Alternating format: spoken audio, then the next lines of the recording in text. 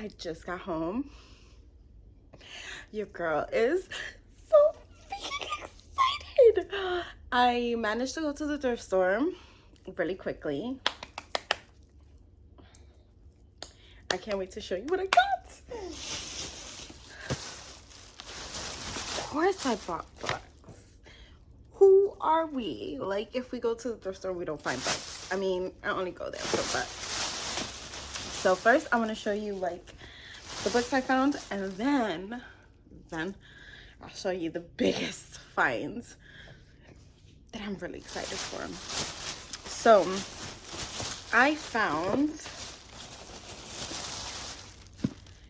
the first 3 books to the selection series. 1, book 2, 3. I think I already have like book 1, so I'm probably just going to give this one to Ashley or whatever, or whoever. But book 1, book 2, and book 3, I know there's like other ones, but at least I got the first 3 books. So yeah. And it says, for 35 girls, the selection is a chance of a lifetime. The opportunity to be swept up in a world of glittering gowns and priceless jewels, to live in a palace and compete for the heart of gorgeous Prince Maxton. So this gives me like The Bachelor vibes. But for America's Singer, being selected is a nightmare. It means turning her back on her secret love with Aspen, who is a case below her, and leaving her home to enter a fierce competition for a crown she doesn't want. Then America meets Prince Maxon. Gradually, she begins to realize that the life she's always dreamed of may not compare to the future she'd never imagined. So yeah. Then I found this book. I saw it and I was like, oh, that looks interesting. This was a cover by. And it says One Night Denied by Jodi Ellen Malpas. Passion will find a way. And as soon as I saw like that it was a mature audience, erotic romance, I was like, oh yes. I don't know. I've been in an erotic romance kick. So it says, the passion that burns between Livy and Miller in One Night Promise may end up destroying them both in the new novel of overwhelming desire and shocking discoveries.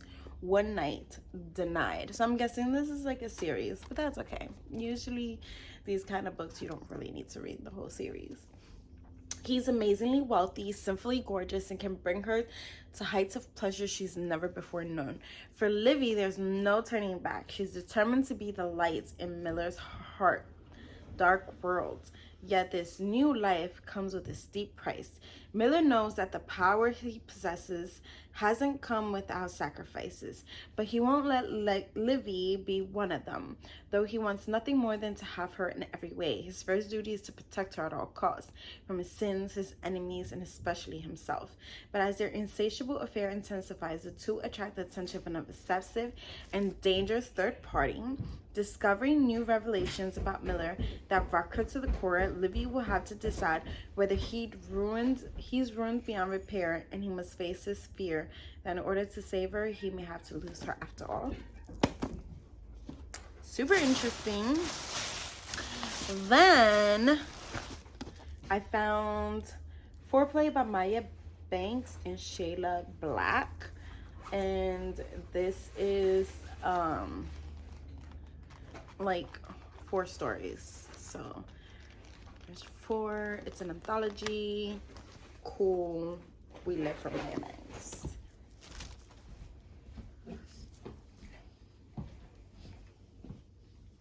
See you.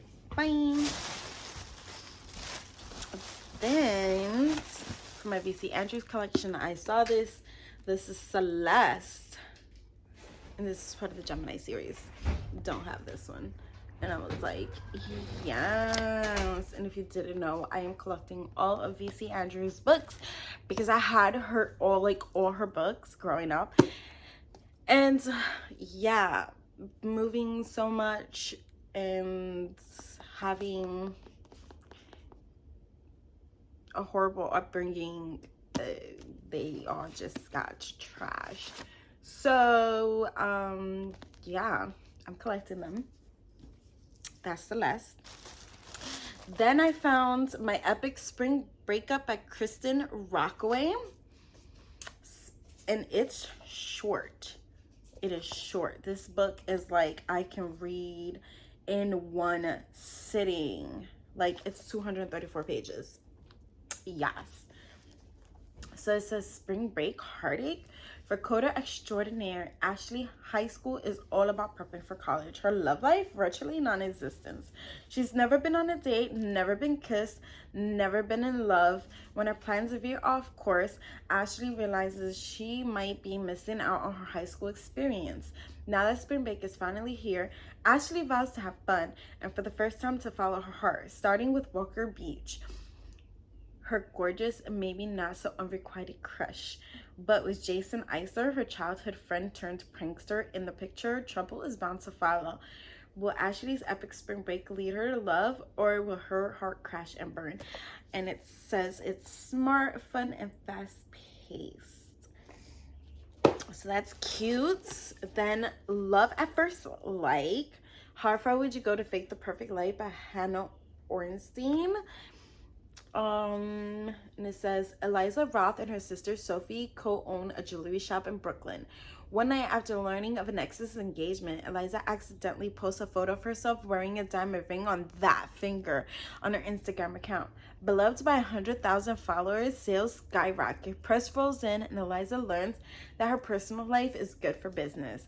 So instead of clearing up the misunderstanding, Eliza decides to continue the ruse and sets out to find a fake fiance. Fellow entrepreneur Blake seems like the perfect match on paper, and in real life he shows promise too. He would be perfect if only Eliza didn't feel so drawn to someone else. But Blake doesn't know about Eliza's scheme. The landlord hikes up the rent on the shop and Eliza's lies start to spiral out of control. Eliza has a choice. She can either stay engaged online or fall in love in real life. Oh, this is so cute. I can't wait. This is so cute. Then Grown Up Posse by Sonia Laji.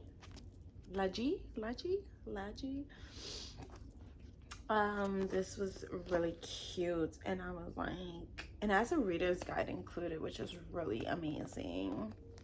And she's Canadian, so that's cool. All right, adulting shouldn't be this hard, especially in your 30s. So relatable. Having been pressured by her tight-knit Indian community to get married at a young age to her first serious boyfriend, Anu Desai must now start from the beginning, learning who she is and what she truly wants. But Anu doesn't have time to start over. Telling her parents she was separating from her husband was the hardest thing she's ever done, and she's still dealing with the fallout. She has a young daughter to raise and risks everything to make it work by launching her own business.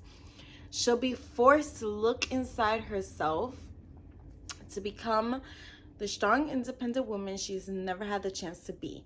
The kind of woman who will be proud of her to have her daughter follow in her footsteps. Acclaimed author Sonia Laji's new novel is a delightfully modern look at what happens for a young woman when tradition, dating, and independence collide. This is cool. I don't know. I've been in a feel-good kick. Then I got Bringing Down the Duke by Evie Dunmore. This looks like no one even read it. It's in perfect condition. And it says, England, 1879, brilliant but destitute Annabel Archer is one of the first female students at Oxford University. Her scholarship demands that she recruit men of influence to champion the rising women's suffragette movement. Her target, the cold and calculating Duke of Montgomery, commander of Britain's politics. But Montgomery wouldn't be the kingdom's greatest strategist if he couldn't turn the tables and confront Annabel with an altogether different offer. Locked in a battle with rising passion and possible attraction, Annabelle will learn just what it takes to topple a duke. Cute! Then No Offense by Meg Abbott. He's by the book, but she's read all the books. I was like, yes, I think I've heard about this book, but not really. So welcome to the Little Bridge, one of the smallest, most beautiful islands in the Florida Keys, a place where love has a way of sneaking up when least expected. A broken engagement only gave Molly Montgomery additional incentive to follow her dream job from the Colorado Rockies to the Florida Keys. Now, as Little Bridge Island Public Library's head of children's services, Molly hopes the messiest thing in her life will be her sticky note covered desk, but fate, in the form of a newborn left in the library restroom, has other ideas. So does the sheriff who comes to investigate. When John Hartwell folds all 6'3" of himself into a tiny chair and insists that whoever left the baby is a criminal, Molly begs to differ and asks what he's doing about the island's string of robberies. Still, her lilting librarian voice makes even the saltiest remarks go down sweeter. Recently divorced John has been having trouble adjusting to single life as well as single parenthood, but something in Molly's beautiful smile gives him hope that he might be overdue for a new romance, if only they can get over their differences. I mean, she's a librarian. Why not? I got a lot of romance, but that's okay. Then I found Sirens by Joseph Knox. And it's urban noir. It's thriller crime. Detective Aidan Waits is in trouble. After a career-ending scandal, he's forced into a nightmare undercover operation that no one expects him to survive. Isabel Vossetier has run away. When a politician's daughter flees to Zane Carver, the mesmerizing criminal who Waits is investigating, everything changes. A single mother missing for a decade, Carver is a brilliant lethal figure who lures beautiful women in his orbit, women who have a bad habit of dying young. Soon Waits is cut loose by the police, stalked by a killer and dangerously attracted to the wrong woman. How can he save the girl when he can't even save himself? I was like, ooh, yes. And it says, a gritty, realistic crime novel dripping with tension. Knox is a major new talent. And that's from Cherie LaPena. So, yeah. This is the first time I've heard of this author. And I was like, okay, cool. That's a lot of books. So how many books did I buy? 1, 2, 3, 4, 5, 6, 7, 8, 9, 10, 11, 12 books. 12 books, all right? 12 books, that's not bad. But now I'm gonna show you guys the greatest find.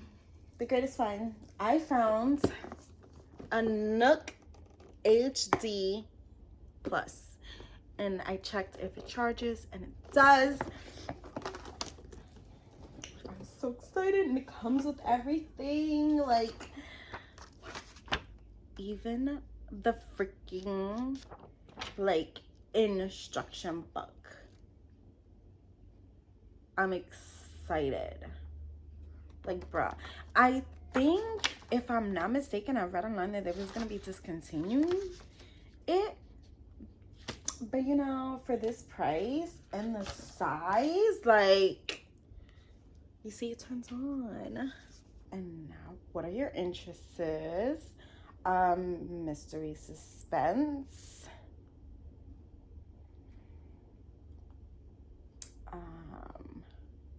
romance, science fiction, and I think that's it. Next.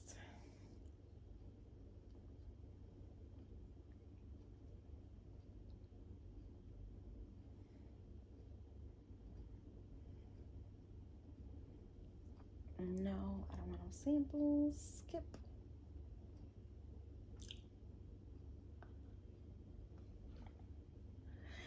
Oh my god, I'm so excited. Oh, look at that. This is so cool. It has crosswords, it's Nook Friends, it's play books. Ooh, okay. So I'm guessing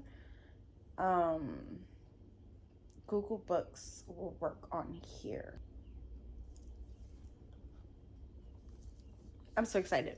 But yeah, it came with the box and everything, the charger, and I had a 10% discount. So instead of paying like almost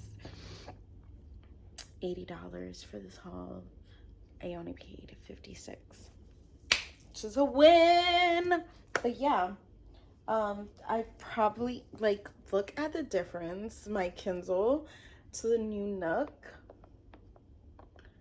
Like, I'm living for it. But yeah, that's it for this video. Oh my god, I'm sorry that it's so long, but it's been a while, you know.